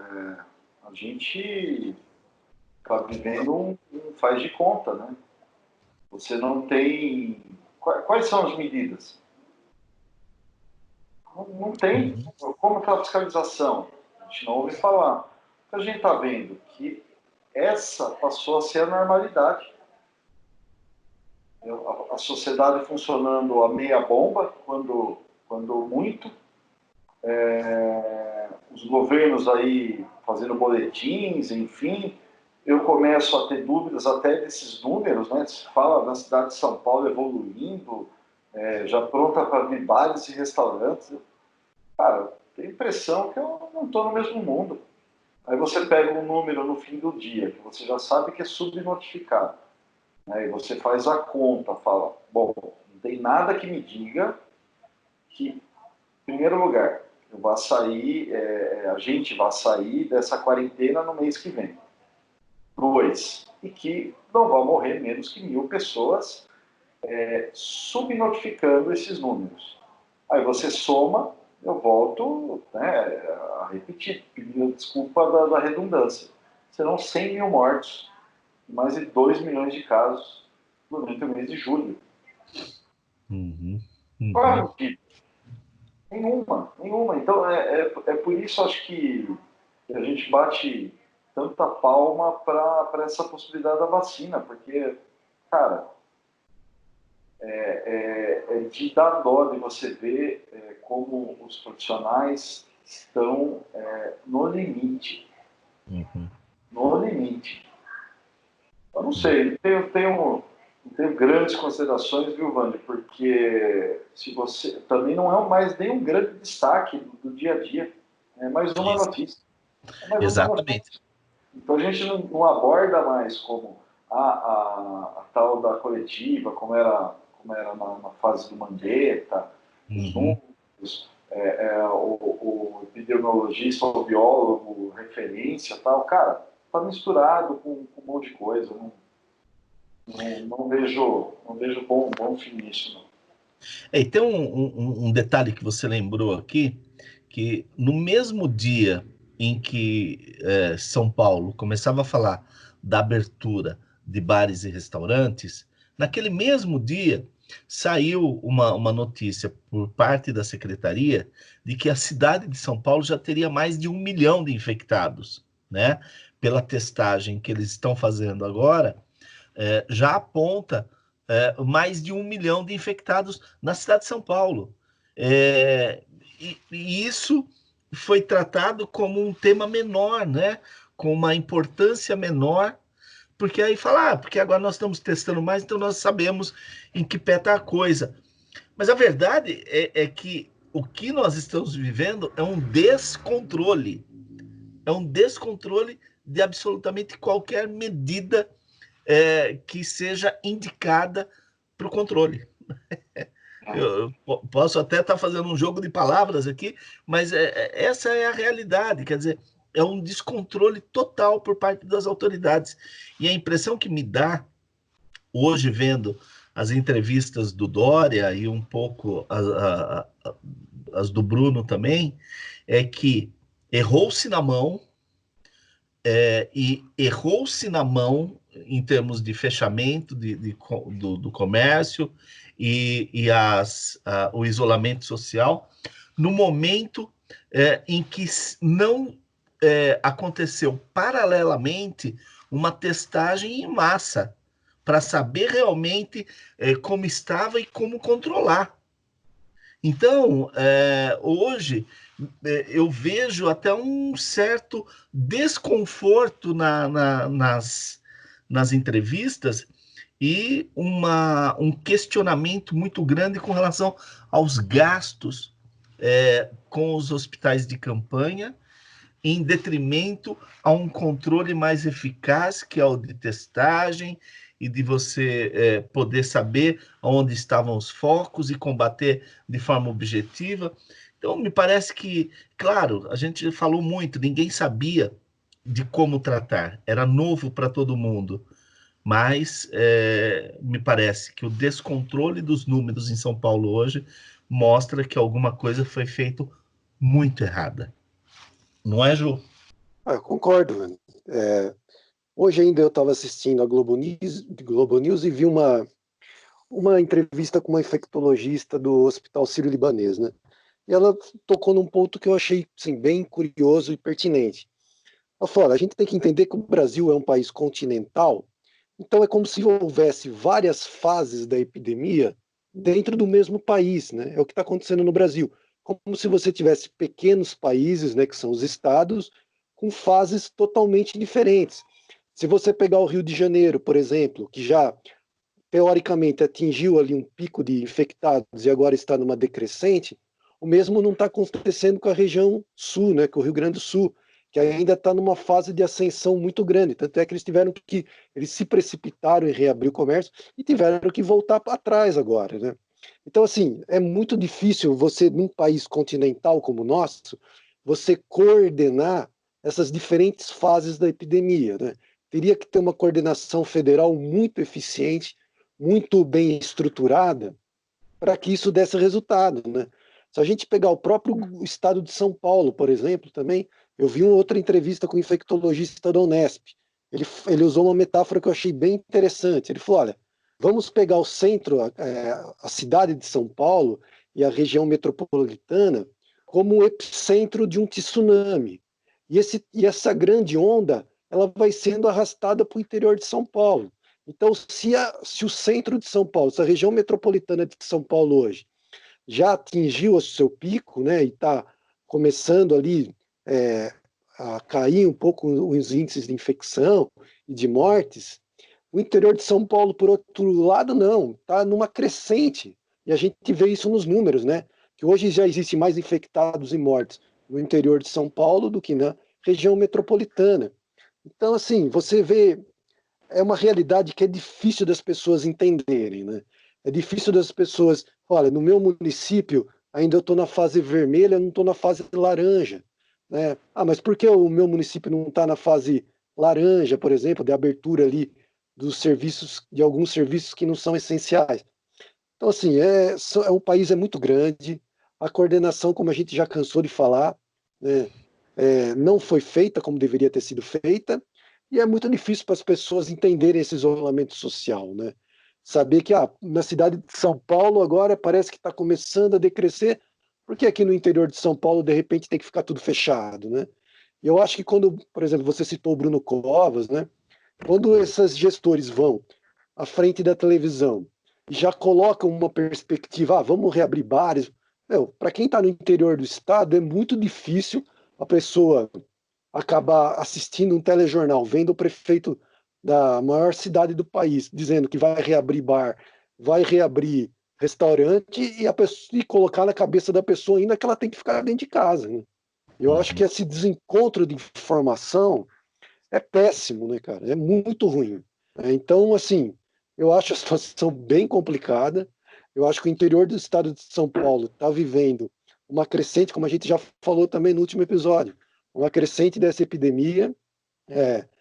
E, meu, é difícil você colocar na cabeça das pessoas que algumas regiões podem abrir um pouco e outras regiões não podem abrir, né? eu acho que é muito difícil para as pessoas entenderem. E a gente vê nenhum esforço do governo federal em deixar essa informação, muito pelo contrário, só vem cada vez mais atrapalhando e deixar qualquer tipo de informação assim fácil da pessoa entender, né? Na verdade, não existe nem informação, né?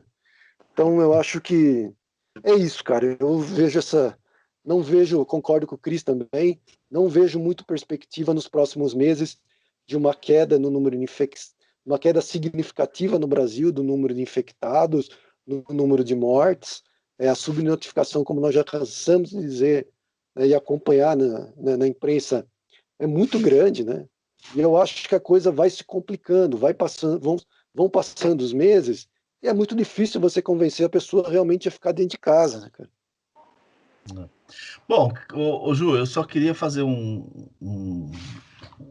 ter uma discordância com esta fala da infectologista e dentro da minha insignificância leiga no assunto.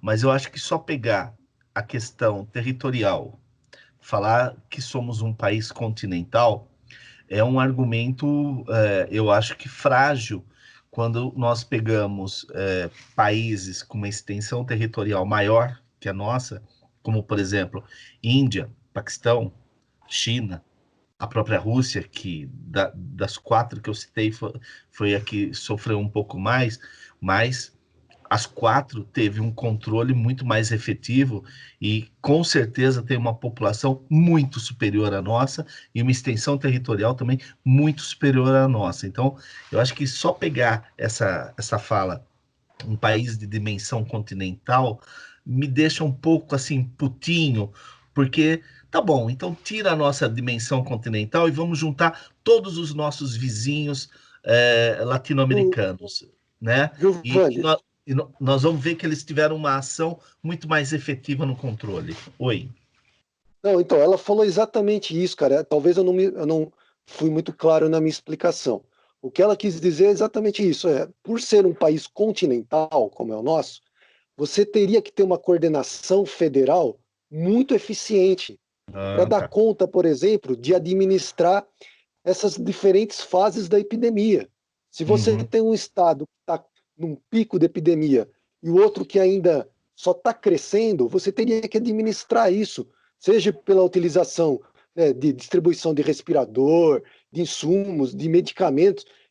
Essa semana, uma coisa que também me deixou horrorizado, está faltando medicamento para anestesia. Você não consegue entubar mais o paciente porque não tem anestésico. Quer dizer, se não bastasse ter respirador, quando chega o respirador, você não tem o medicamento para fazer a intubação. Quer dizer, que coordenação é essa, né?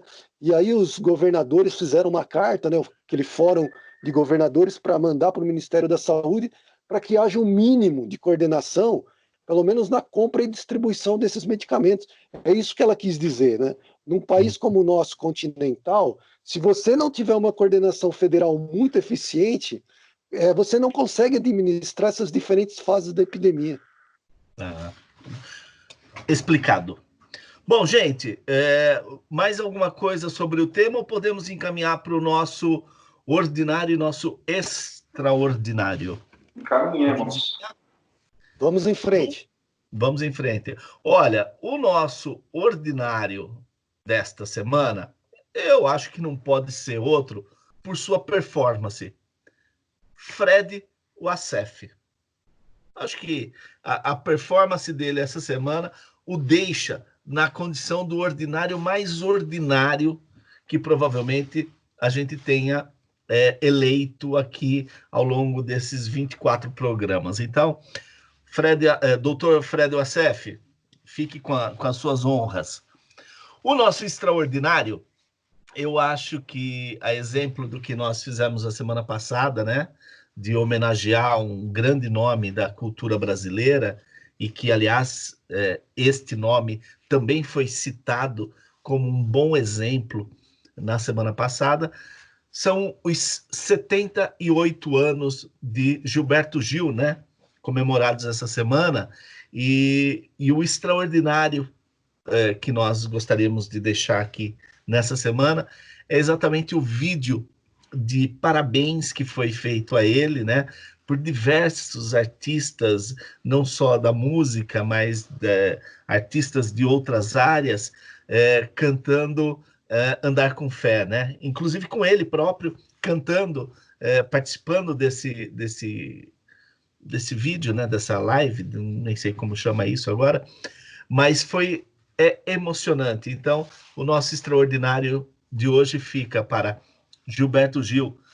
Parabéns aos seus 78 anos e essa iniciativa que foi belíssima, belíssima, em comemoração a esse aniversário. Dito isso, partimos para as dicas da semana. Eu vou começar por mim hoje, pode ser? Opa! Olha, as minhas Claro. dicas da semana serão duas. A terceira temporada de The Sinner. Muito boa. Ela está polêmica demais, porque tem muita gente dizendo que acabou, tem que acabar, e decaiu demais. E outras pessoas, e nessas eu me incluo, que eu achei sensacional. Você, numa série, discutir filosofia pura, filosofia de Nietzsche. Pô. Quem não gostou, acho que porque não chegou à profundidade do tema abordado nessa terceira temporada. Eu achei sensacional e digo, hein, Bill Pullman chegou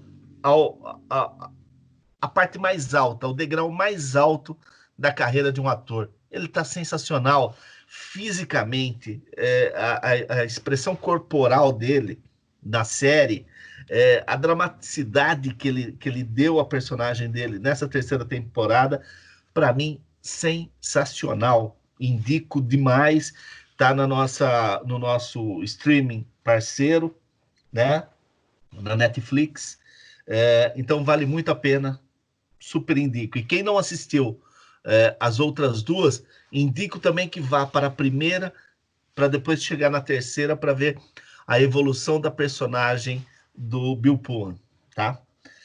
Bom, eu volto para a década de 1970 na minha próxima dica, que eu descobri esse disco ontem, ouvi ele várias vezes, são 38 minutos o disco, né? Porque é um disco lançado em 1973, do Sivuca. O disco se chama Sivuca. Ele está acompanhado de 6 músicos, nenhum deles brasileiro, ele é o único brasileiro na formação, na ficha técnica do disco, mas o disco é genial, porque você passa pelo ritmo nordestino, você vai para o jazz, você vai para a bossa nova, você vai para o pop da época americana de 1973, com uma música sensacional do Bill Withers. O disco é impecável, impecável. E aproveito para deixar registrado aqui a minha ignorância com relação a Sivuca, que eu não conhecia a obra dele, via ele meio que de forma estereotipada, via nele assim um misto de Dominguinhos com Hermeto Pascoal, dois caras que eu gosto, mas assim, não gosto tanto para ouvir o tempo todo. Só que eu descobri um músico extremamente refinado, extremamente elegante. Eu estou apaixonado por Sivuca e vou acabar indicando Sivuca mais vezes agora, né? Mas por hoje, Sivuca, do disco chamado Sivuca, de 1973, estará na descrição aqui do nosso episódio maravilhoso. Juliano Chagas, é contigo. Eu tenho 2 dicas. A primeira dica é que nós estreamos finalmente no Facebook, então fica aí o convite para os nossos ouvintes para poder curtir aí a nossa página Por uma Vida Menos Ordinária do nosso podcast no Facebook. Vou deixar também o link na descrição do programa. Dá uma força para a gente, entra lá no Facebook, dá uma curtida e começa a acompanhar nossas informações também no Facebook. E a segunda... Juliano, Oi. eu já ouvi esses caras e o programa deles é bom, viu? Olha, tá tendo uma repercussão interessante, viu, Vante? Que bom. Que pelo menos entre os amigos está tendo, entre os inimigos eu já não sei. Viu? Mas agora, minha segunda dica, né, minha segunda sugestão, é uma reportagem do El País, que foi feita no dia 24 de junho, né, pela jornalista Eliane Brum. Primeiro que a Eliane Brum, para mim, hoje é uma das jornalistas mais importantes desse país, pelas reportagens de denúncia que ela faz, né, ela é jornalista do El País, ela acaba publicando no El País. Assim, ela tem uma sensibilidade para escrever que me toca, e a eficiência na apuração dos fatos. Eu acho isso, ela é brilhante. Para mim, é uma jornalista que deveria ter muito mais destaque na imprensa, na grande imprensa, do que tem. Mas, enfim, essa reportagem que ela fez, que chama Mães Yanomami imploram pelos corpos dos seus filhos. Eu não quero falar, contar toda a reportagem, mas para fazer uma síntese, um pequeno resumo, a reportagem assim, é comovente, porque são 3 mulheres da etnia Sanoma, é uma etnia do grupo Yanomami, que fica em Roraima, fronteira com o Brasil e com a Venezuela. Essas 3 mulheres, elas não falam português.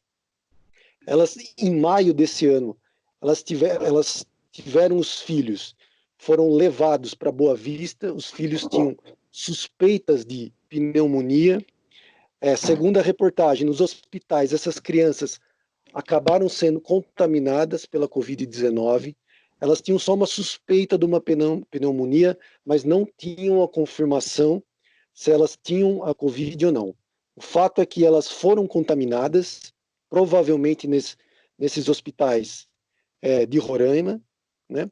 E aí vem a parte mais trágica da reportagem.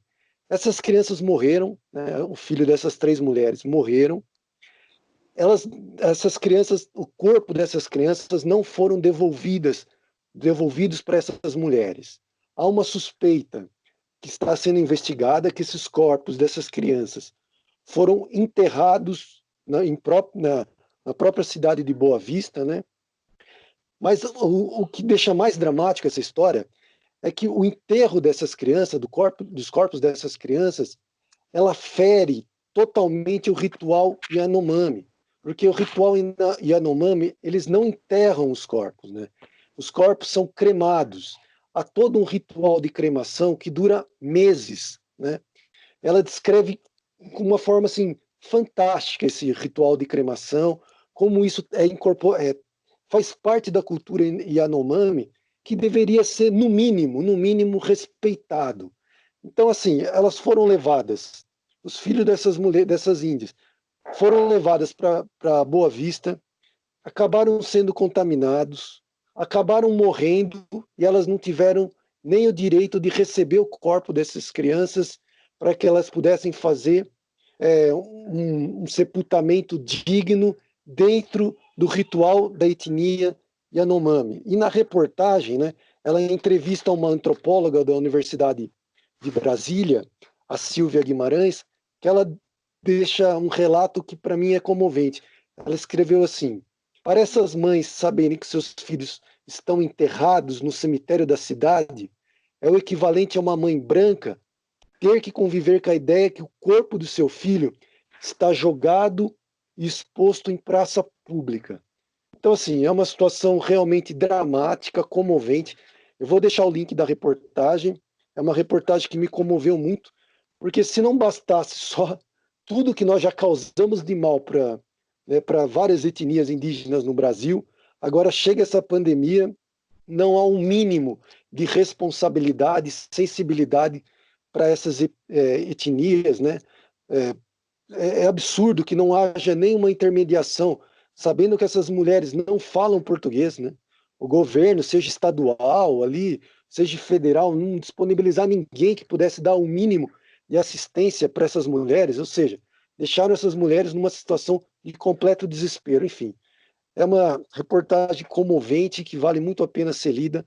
Eu vou deixar na descrição do episódio e me deixou muito comovido, muito comovido. Olha, Juliano, eu te conheço há algum tempo. Para você falar de uma forma tão apaixonada por uma matéria, com certeza tem muita qualidade e muito conteúdo nessa matéria, e acho que é uma dica fundamental, pelo menos para que a gente resgate um pouco de respeito que esse governo não tem com os povos indígenas brasileiros, né? Acho que uma grande dica. Cristiano Pierobon. Minha primeira dica é um artigo do biólogo Fernando Rainar, que foi veiculado no Estadão, cujo título é Navegar ao sabor do vírus é deixar que o vento nos leve para onde soprar, que fala exatamente do que a gente estava falando, né?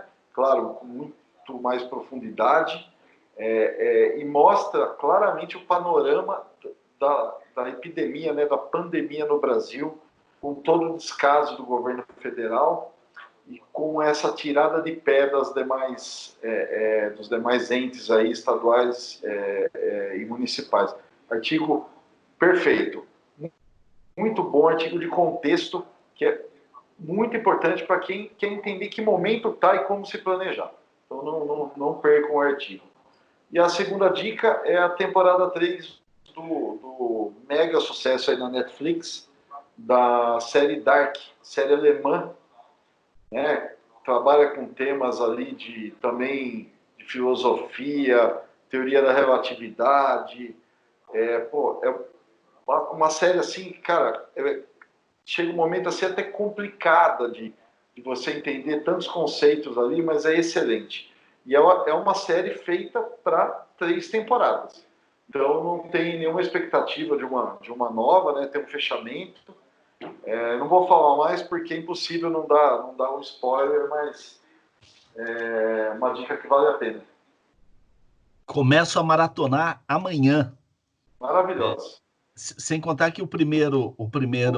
Conceitos de física quântica sendo explicados de uma forma muito legal.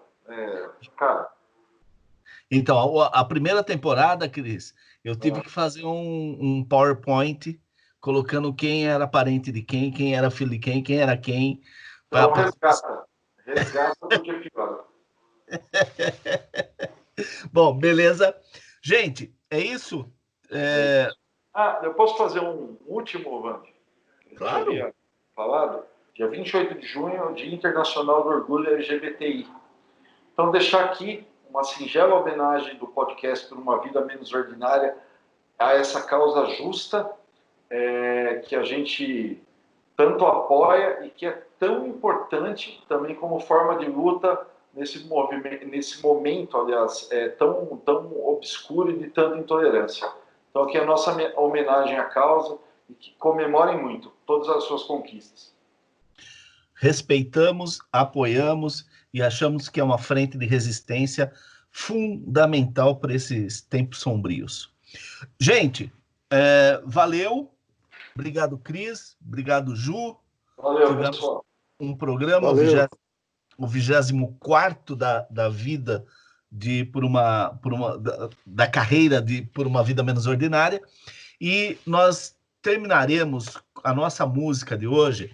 Nós vamos pegar o áudio daquele clipe que foi mencionado agora há pouco, sobre os comemorando os 78 anos de Gilberto Gil, e nós usaremos esse áudio com todos esses artistas participando para o encerramento do nosso programa, aquela música que sobe para a nossa cortina que desce. Beleza? Abraço, boa semana e tchau. Valeu, abraço. Tchau, tchau. Gil, meu querido, um beijo pelo seu aniversário. Anda com fé, vô, que a fé não costuma falhar. Anda com fé, vô, que a fé não costuma falhar. Anda com fé, vô, que a fé não costuma falhar. Anda com fé, vô, que a fé não costuma falhar.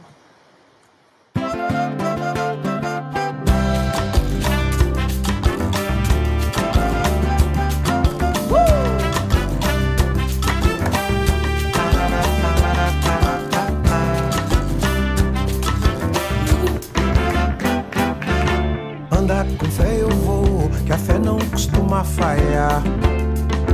Andar com fé eu vou, que a fé não costuma falhar. Andar com fé eu vou, que a fé não costuma falhar. Andar com fé eu vou, que a fé não costuma falhar. A fé tá na mulher, a fé tá na cobra coral. Oh, por um pedaço de pão. A fé tá na maré, tá na lâmina de um punhal. Oh, na luz, na escuridão. Manda vir. Andar com fé eu vou, que a fé não costuma falhar.